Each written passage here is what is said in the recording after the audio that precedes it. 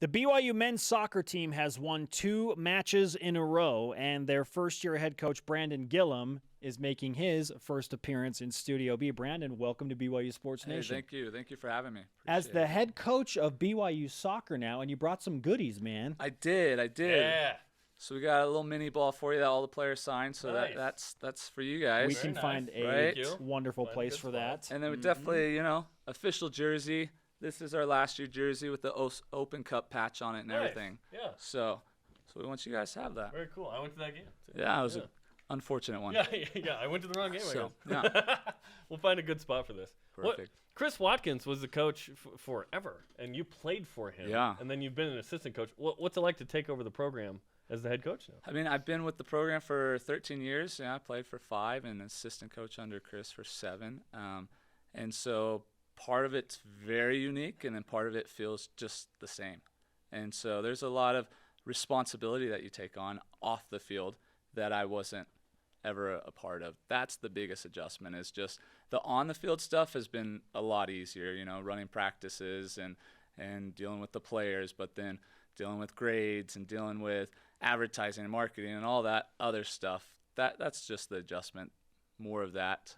But the on-field stuff's been a blast. At any point, have you felt overwhelmed? Like, holy cow, what did I get myself into? Absolutely. Absolutely. You ask my wife how many nights I've come home. What am I doing? Oh, my gosh, what are we going to do here? So luckily, she's been a big support. So she knows the routine, played with the women's program, and so it's good support going home. 4 games into the Premier Development League. For those that don't know, BYU plays in a semi-pro league, essentially like single-A baseball. Right. Only college team in there. When the program made that move, the New York Times featured the team, which is very cool. And then a couple months ago, I believe in March, was it The Guardian in England featured the team? What's that like to have the program featured in notable newspapers? Right. It was a pretty big deal with the Guardian. I mean, and they reached out to us. We didn't, go after it.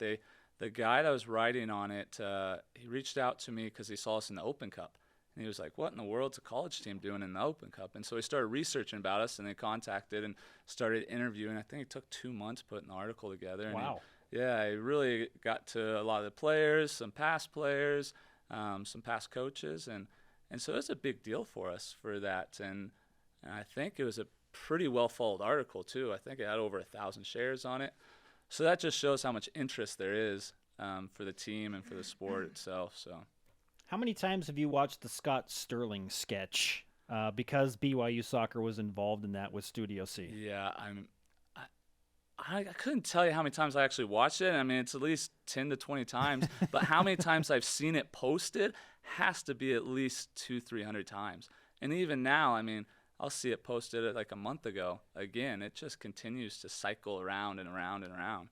So it's pretty fun. Is there a roster spot for Scott Sterling? Oh, yeah, for sure.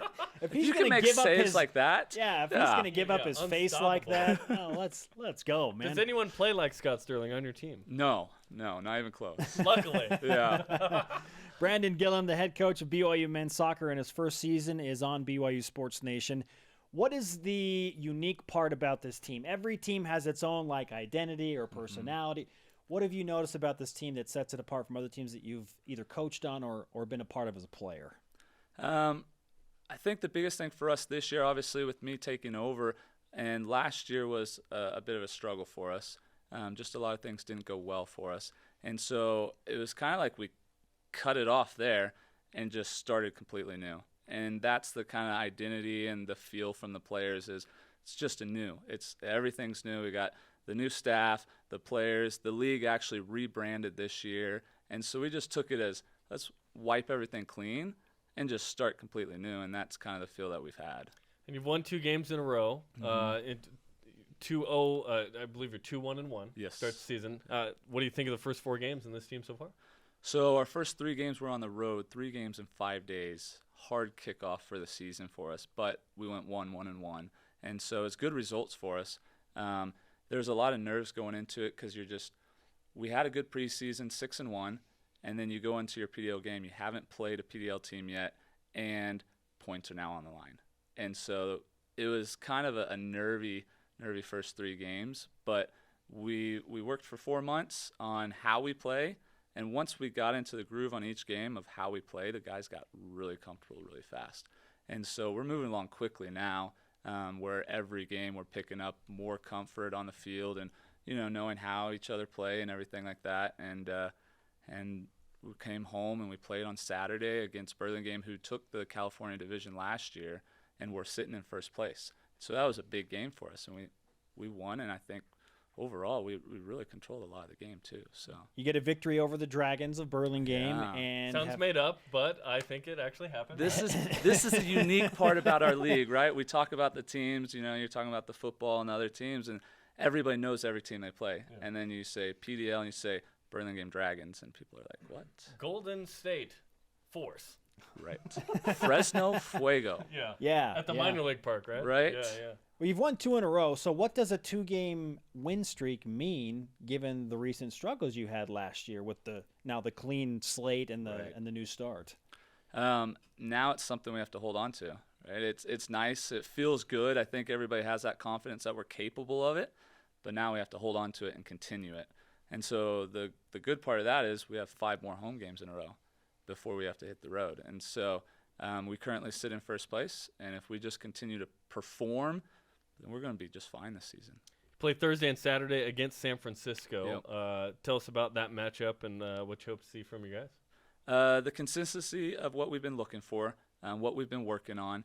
The hard part is San Francisco is a new franchise, and so we don't know a lot about them.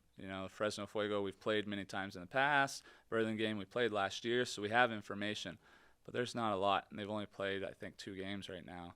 Mm-hmm. And so we're going to go into the game with what we've done and just take our game plan and not worry about counteracting how they play. And being on a home field advantage, it should be easy for us. Are those broadcast on YouTube? They are. Okay. Yeah. So everything will be linked from our social media, but they'll all be live streamed. Every team is striving to push itself and reach new goals. And what are the goals for BYU soccer this season? We didn't set any goals as far as let's make playoffs, let's make championship. Our goal was we're building for a championship, whether that's this season, next season, the year after. But every single time we step out, our goal is to get better. And so that's the way the players take it. And if we're getting a little bit better next game, and a little bit better, by the end of the season, we should be competing for a lot more than just a win. And so that's our objective. Who are some of the stars of this team? Our senior class are really, really stepping up this year. Junior returning as his senior year. He's playing center back, which is a different position than he's ever played for us. We changed his position. Ethan Meyer playing outside back where he's been a center back. And so those two kind of flop spots, and they're both performing fantastic. And then Pedro, also a senior, he's playing there in an offensive center mid spot, controlling the tempo of the game, both Brazilian. defensively, and then very much offensively. And then Josh Hunter, who last game had a goal and assist and a goal against Golden State as well. He's continually putting goals in, and that's what we really need for sure. Between watching soccer at BYU, coaching soccer at BYU, and everything that goes into that, and I'm guessing just as a fan, watching the different European leagues and Euro 2016 is this summer, do you do anything else besides soccer? I own another soccer business, actually 2. No.